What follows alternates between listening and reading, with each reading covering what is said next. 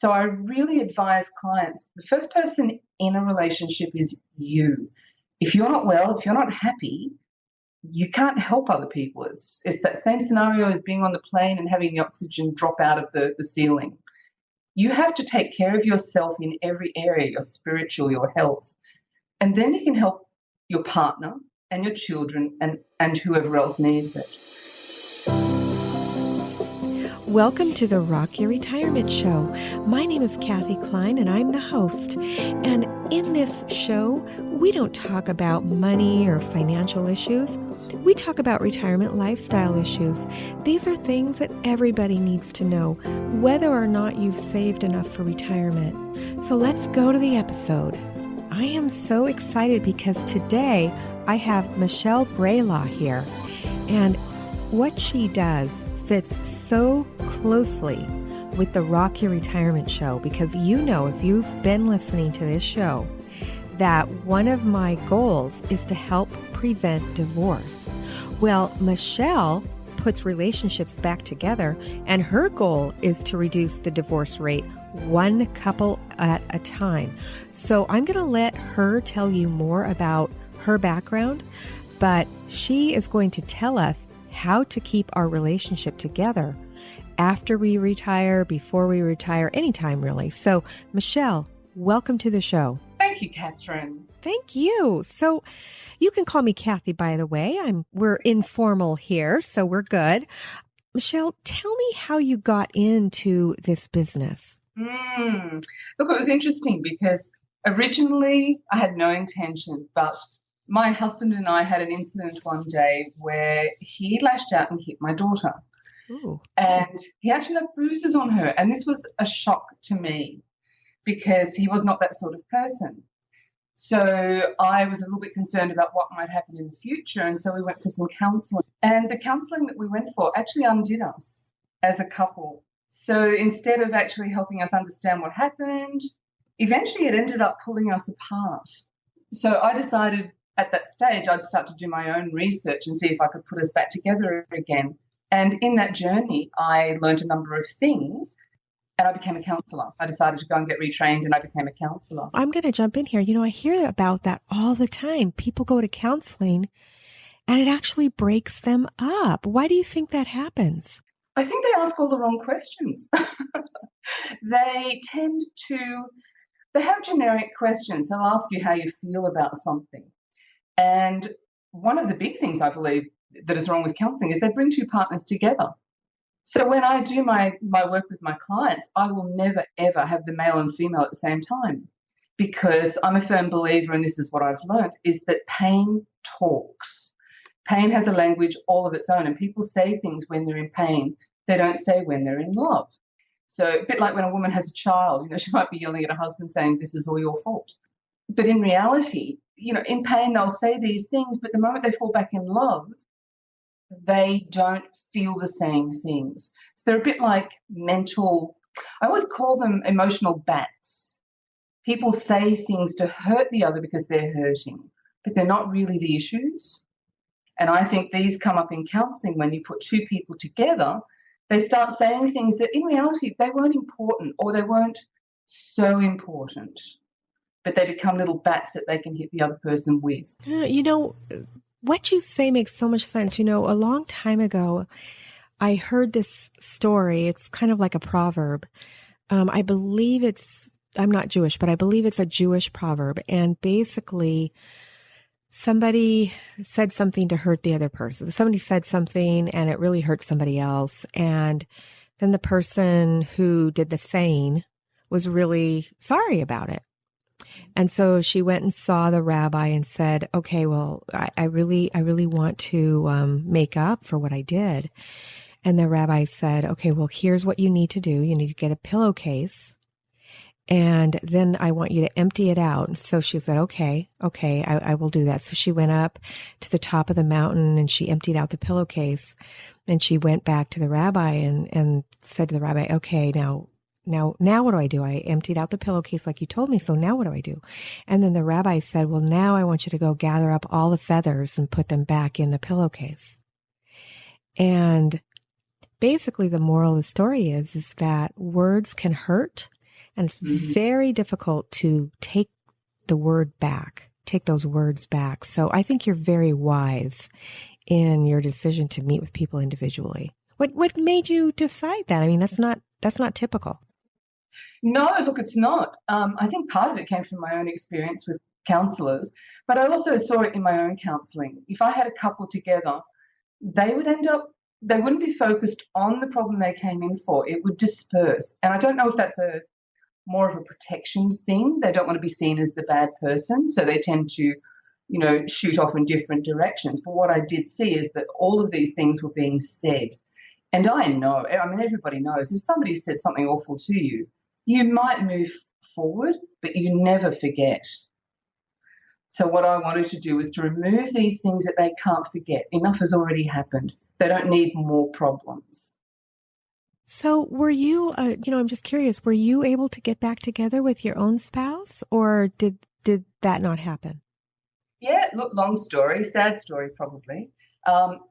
In a way, yes. So when we went to see the counsellors, I ended up taking a break because I didn't know whether it was safe to have the children in the same house with him. I didn't quite know what was happening, and the counselling hadn't worked. So I removed us for safety. But in that period of time, he found another woman. I'm sorry. Oh, thank you. Yes, he went on to have another child, and that was the biggest issue because we actually didn't stop loving each other, but I did not want to raise somebody else's child.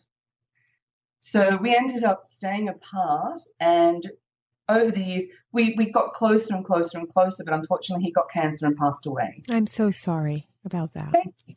Yeah, so I don't know where it would have gone. My friends don't know where it would have gone, but at least for all of us, I was with him when he passed away. My children ended up developing a fantastic relationship with him.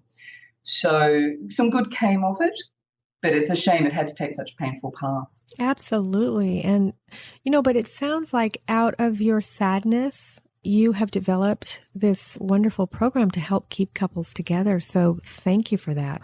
So the first thing that you do is you meet with people individually so they can feel free to say things and it's not going to hurt the other person. Yep. What else happens? What else do you do? Well, it's a no blame situation. So when couples come to me, no one is at fault. The most common thing is when people are hurting, they desperately want you to be on their side and to join in blaming the other person. So I very much work on no blame. I won't get into that at all. And then I ask them, usually before I get a client, I do ask them to send me a list of the things they really want me addressed so we can stay on target so that when all the emotions well up, we don't lose focus at what we want to achieve for them. So I get them to send me a list and then I get them to number it so that I know what's important. What are we going to tackle immediately that might just stop them from breaking up right now? And that way we can work through everything else. We've got the time to do it, but we need to address the most important problems immediately. So how many sessions does it usually take to address those immediate problems? Oh, this is really interesting. So I've got it down. The most sessions I usually have are 10. I would say now the average. So I have more sessions with women than I have with men. Women tend to, because we think about so many things at one time, we are multi-focused and there's so much coming into it. Women need just that little bit longer to process it. Whereas men, if you actually tell them something and if they've come to coaching, does mean they're fairly receptive to being coached. I usually have only 3 sessions with men and 6 with women. Interesting. Yeah, it is, isn't it? So 3 with men and 6 with women. Now, what's the percentage that make it through all of these 9 sessions? At the moment, I've got, most of them do because they want to get through. And at the moment, I've got around about an 80% success rate with couples. That is so great. Oh, it's wonderful. And I don't know who is happier. At the end of it, I get such a buzz from them being together. I really don't know sometimes whether they're happier than I am or how that works out. I love that. I love that. Now, you're not in the U.S. What country are you in right now? I'm in Australia, Melbourne, Australia. Okay, so you're in Melbourne. And, it's funny, the host of the Rocky Retirement show that is on Fridays with Retired Excited is actually in Melbourne. It's Henry Shapiro that does the Friday shows. Right. Yeah, so we're a multinational show, really. But so are the majority of your clients, are they in Australia or are they all over? They're all over. So it's not just the U.S. that has the problem with divorce, it sounds like. No, it's not. Actually, it's worldwide. It's every country. There's no one really who's not affected anymore. I tend to deal mostly with clients in New Zealand. Oh, okay. I was in New Zealand a few months ago. My husband and I took a trip to New Zealand, and beautiful country. Is it on the same time zone as Australia? No, it's 2 hours difference. Okay. It's not like you're 4 o'clock in the morning and they're 4 p.m. So it's not it's like almost the difference in the U.S. between the East Coast and maybe the Central. So it's not a huge... Yes, it's not a big difference. No. Awesome. So that works really well. And I've only got a few clients in Australia. I've had clients in America. Mm-hmm. But mostly when I trained with Tony Robbins, I actually picked up a number of clients through, we used to work together. And so I'd gone from counseling into coaching, and maybe they recognized I had, more experience. I'm not quite sure. But I worked with a few students and helped them overcome their problems. And then they referred me out. So it sort of developed from there. That's great. Now, not everybody in my audience knows who Tony Robbins is. I mean, of course, I know because I've been a salesperson all my life. But do you want to tell us a little bit about your experience with Tony Robbins? Oh, wow. Yes. It was amazing. So Tony Robbins is one of the world leaders in, he calls it results coaching or strategic intervention. So basically, he has developed short processes to help people get through problems. He can break through a problem in probably an hour. So he developed a training course, and I decided that I would take on this training course. And I spent a year working through it. You could rush through it, but I decided to take the year. And you get to watch him deal with clients. And then he works with a world leader psychologist. Her name is Chloe Madanis. And she breaks down what he does into psychology, the psychology behind it. Because Tony knew what he was doing worked, but he didn't know why. So the two of them teamed up. He would do the sessions, and then she would go back and tell him what he's done to actually help those people. And from that, he was able to create a process and a training course, and now he trains coaches. Wow. So is that how you became a divorce coach? Or what do you call yourself? It's not a divorce coach. It's a non-divorce coach. Yeah, I want people to divorce. Right. I would be called a relationship coach, and it wasn't my goal. I was actually going to help people recover from divorce, and I ended up putting those people back together. Oh my gosh, that is so awesome. So did that start right after your training with Tony, or did you start what you do first and then train with Tony Robbins? Yes, it did start earlier than that, but I found I wasn't very successful in counseling using the techniques that I had learned. But when I trained as a coach, I became successful almost immediately, and it just continued to grow.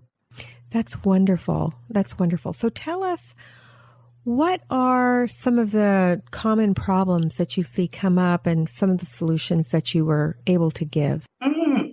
Common problems would be people rush into relationships for various reasons, but they don't learn to talk beforehand. They don't tackle the big issues. It's almost as if they're scared to talk about them in case they scare away a partner. So that would be one of the major ones. If you can't talk before you get married, it's really not going to help later. What are some of the big issues that people should talk about? Oh, wow. At the start, money. At the start, if you have children, how long do you really want to wait before you're going to have them? And is one partner going to stay home? Because you need to prepare for that. You need to financially know that you're going to be able to cope with that, because financial worries, probably the second thing in divorce. Communication is the first, and then money comes in second. So I think if they learn to talk about these big issues at the start, then they don't have to worry later on. They don't have to fear they're going to lose their partner for raising the subject. You know what? That's actually a good idea. I remember maybe 25 years ago, there was a couple that I really admired, and I really enjoyed them. And then I found out later that they had gotten a divorce. And the reason why they got a divorce was because he wanted children and she didn't. I was amazed that they hadn't discussed this before they got married. Yeah, it's sad, isn't it? It was, because that's not something that you can really compromise on. You either want children or you don't. And I know another couple where, I mean, I don't know them intimately, but I was told by someone else that the husband didn't want children because he was older than his new wife, and she wanted children. And so they wound up having children, but they're having problems, in the marriage. And now she's upset because he doesn't help her as much as she would like with her child. And, I mean, I don't want to say, well, based on my information, he didn't want kids to begin with. I mean, no, but you're right. And she now has to accept that. I think any person who has a child, both partners, need to start out thinking to themselves, I may end up alone. Can I raise the children on my own? Because that takes the pressure off the marriage and the other partner to supply help equal amounts. So if you know that you can cope on your own, you're in a better, stronger position to start with. And then you can work together. So with women who, not coerce is the wrong word, but talk somebody into having children when they really didn't want them, they have to be prepared that that's their decision. It's an adult thing. You accept responsibility for making that decision, knowing that they didn't want children, and now you have to deal with that. That is such good advice. Yeah. So basically people should speak about money and children before they marry. What other advice would you give somebody in the premarital space? A major one would have to be when you go into a relationship in the early stages, you're so consumed with making the other person happy. But once people marry, it's almost like now I can be who I really am. I can relax. I don't have to do all of this. And people start to think more about themselves. So it becomes very much a me situation. I want this. So you'll hear a lot of people during the relationship will say, I need to go and find me. And I think to myself, wow, you've really lost it. If you continue to focus on yourself, it's a very small world. Our own world is very small. You will always feel dissatisfaction. So you need to keep that, what can I do to make my relationship better? And you need to do that on a daily basis. And you need to constantly think, what can I do for my partner? Because that giving is what tops us up, makes us feel great. When we help somebody in the street who's fallen down, we walk away feeling good. So in a relationship, same thing. You need to constantly be doing things that make your relationship and your partner feel better. And from that, you feel good. That is a good idea. Do you recommend that your clients track that somehow? Or is it like, how do they keep track of that? That's such a great question. Yes, I do. I actually suggest that couples sit down every 2 weeks and review the last 2 weeks. So they'll say, you did this or you did that for me, and that was wonderful. I felt so good, because you need to know what's working as well. But also in that 2-week review, they should review fun things they did, fun things that happened, good things that happened, because we all remember the bad. They sit in our memories very easily.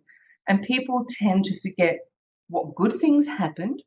And if you do that, you start to override the bad. You start to see, wow, actually, we are having good times. We are doing good stuff. That's great. You know what? I just realized we're way past the break. So I could talk to you all day, Michelle. We're going to take a short break and then we'll be right back. We're speaking with Michelle Brelaz, and she is with whyusrelationship-repair-specialists.com. And we'll be right back after this break. Want to support the show? I do this show as a love project for you, the listener, but I have expenses. I have to pay for the hosting of this show every month. There's also the creation of the show notes. There's the editing, because I certainly can't do that myself. So I've created a place where you can go to support the show for as little as $1 a month. Just go to rockyourretirement.com/support and select your level of support. It would mean the world to me. So welcome back, Michelle. Thank you so much. And so we were talking before the break on some tips that people can do to stay away from divorce. Anything that we, need to expand on? Well, actually, probably one other thing I would add to that is that when you go into a relationship, the relationship's actually a very small part of your life. So you came into your relationship with a life, your partner came into the relationship with a life of their own, and then you get together to create something extra. So one of the important things is never give up your life. You've probably seen this, and I know most people I speak to have, is where people come into a relationship and suddenly decide that their lives now are the relationship. They've got to be together, they've got to do this together. If they're not doing something together, they feel maybe they're not doing something right. And it's actually overwhelming.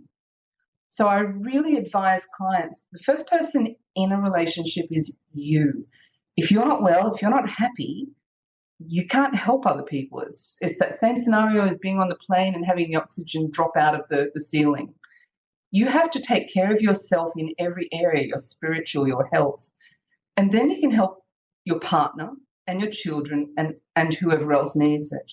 So I really do advise people, get a life, have it before you get into a relationship, and keep it. Keep your friends, go out with your friends, do your sports, just continue to maintain that life, because life throws curveballs at us. You don't know how long you have got your partner for. You had a lovely woman on the other day called Joan Price. Mm-hmm. And she was talking about, finding a wonderful man late in life and then losing him 6 years later.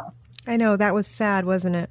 Oh, absolutely. But she made the most of that time and still lived her life. And he was encouraging her to keep her life going.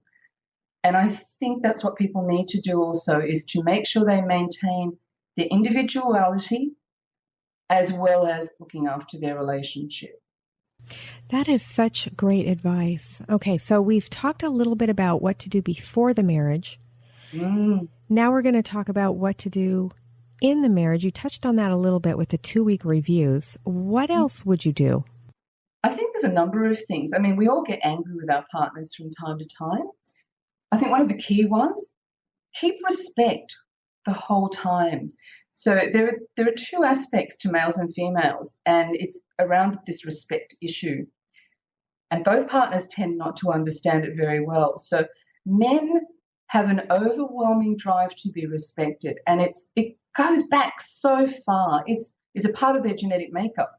And for women, it's appreciation. And they're only, one step apart. But women do so much in a day. They want appreciation for what they've done. And men want respect for what they're doing as a provider. And I think we need to maintain that no matter how angry we are. So there's a wonderful man who speaks. His name's Mark Gungle, and he's a minister, I believe. And he does all of these speeches, but he says, laugh your way to a happy marriage. And one of the things he says is, you can wake up feeling as angry as you want, but don't say it, just say good morning. Oh, that's a great idea. I mean, that's wonderful advice. I know so many people that they go to bed angry and they wake up angry. So just continue, always be polite. There's no need to tear into people. One of the things I have left you at the end is about controlled dramas, how we bring our childhood into our relationship. So we tend to perform the same supermarket dramas, when we used to throw tantrums. We perform that same ritual of behaviors as adults, unless you've seen it and you've learned to drop it. So I've included that in your some notes for you, because I think that's a very, very important thing for people to learn. Hey, wow, I'm bringing some of my childhood stuff ahead and I don't need it anymore. That's awesome. Are you talking about the freebie that you created, the 3 tips for improving relationships immediately? Yes. That, I love the fact that you created that, because that can help anybody, even if you're not currently thinking of divorce. That is just so valuable. Thank you for providing that to our audience. We really appreciate it.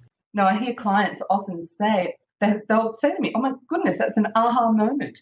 For example, when I was telling you about looking after yourself, I had a man who's in his 60s, and he said, wow, I never knew I could look after myself. And then some clients, they'll behave in a certain way, and then I take them through the control drama, how you bring that from childhood into your adulthood, and they'll go, oh my goodness, I do that. Or I've seen that. And they'll suddenly wear it's everywhere. Wow. So you're a coach. Are you also a counselor? Yes, I am. So, that's very rare to see somebody who's actually a counselor who is a coach at the same time. That must really help what you do, really help for you to be able to make people see what it is that they're doing that is causing strife in the relationship. It does. I read a book a week trying to put together as many things as I can to relate to people, because when I can relate to one person, but then the next person that comes along, they'll see things differently or they'll hear things differently. And I have to be able to, you have to be really flexible to get to people. And so I decided when I started all of this training, I was going to cover every area of the field and get as many tools from all of them. Try and reduce them. I'm a person I work in bite-sized pieces of information. I hate things that take a long time. I don't like books that waffle until they get to that one nugget of information, which is spectacular. And so everything I do is to reduce everything into really short amounts, because I want clients after 10 weeks max to go away and never need me again. They graduate.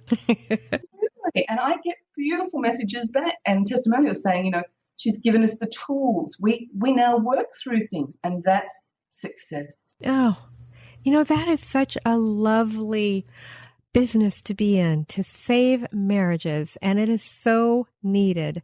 I thank you for what you're doing, and, go out there and save the world, Michelle, one marriage at a time. I just love it. So we are coming up on our end of the interview. So is there one thing that you would like to tell the listener before we say goodbye? Well, actually, yes. I'd love to touch on retirement now, because they're almost going to go through the newlywed stage again. So I guess the thing that I would say is that treat your men well, because men have a high death rate when they retire, which is very scary. They need to feel wanted. They need to find a way to continue to feel wanted in life the way they were in work. So I guess that's one thing. The other one would be you don't really want to be getting divorced later in life. I deal with so many women and men who are dating. We weren't meant to date at this late stage in life. It's very hard. So if you think you're wanting to get divorced, go and get help. You've got so much to say. There are so many things that are going to be impacted if you do divorce. You're going to lose money. You're going to lose relationships. You're going to lose extended family. Children are impacted by this. They wonder then if they're going to end up divorced. So I really believe before you take that step, you need to get as much help as possible. That is such good advice. And the money part too, and the relationships. I mean, you don't think about the fact that people are going to be uncomfortable choosing sides. And you're right. People do lose relationships when they divorce. So thanks for bringing that up. And just as a statistic for you, Catherine, 50% of first relationships end up in divorce. But after that, it's 63% for second relationships and 75% for third relationships. And the reason is that people don't learn. They just keep repeating what they did in the previous relationship that didn't work then. Yeah, that's true. So, but if they come to you, then they can learn how to save their current relationship, which will also, they won't have to do it again in another relationship, because you're right, we repeat our behavior. Absolutely. And the nice thing is a lot of the work that I do filters down to how parents relate to their children. It's very generic. The way we treat our partners is very much how we treat the people around us and our children.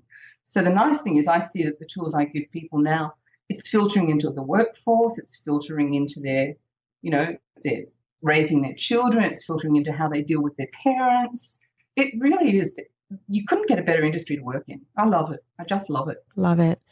Okay, well, to get that freebie that we talked about, the 3 tips for improving relationships immediately, just go to rockyourretirement.com/relationships with an S, and you can download that freebie for free. And Michelle, if somebody wants to get a hold of you, how can they find you? They can find me on my website. There is a contact sheet on my website, and they can email me through that. That would be the easiest way at the moment, or they can find me on Facebook. I'm in the process of becoming an online coach, so Awesome. I'm still finding my way with all this technology. Your street's ahead of me. Yeah, so at the moment, those would probably be the 2 best ways. And on my website, it's also got my phone number. Okay, well, I am going to post links to your website on the show notes.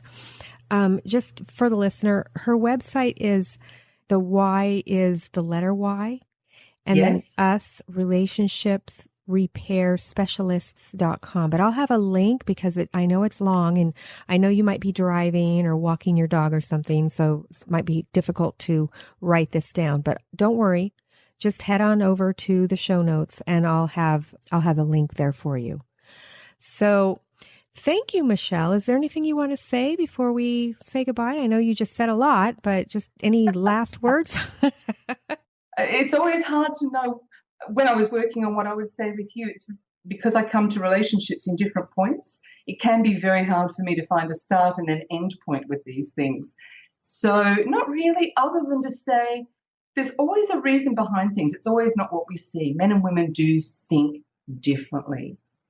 So there's a lot of great research out there that people can look at as well. And a woman that I found called Alison Armstrong has wonderful references about the differences between males and females. And I sometimes feel that's a good starting point. Alison Armstrong. Okay, well, we'll try to find her information and link it as well. So thank you so much for coming on the show. I really appreciate it. What you do is so important. And the listener, if you are in a relationship, or if you are considering divorce, or if you know somebody that is, please refer them to the freebie, refer them over to the website so that you, they, whoever can get help. Keeping marriages together is so important, especially at our age. So thanks again, Michelle. And for the listener, we'll see you next time on Rock Your Retirement. Bye.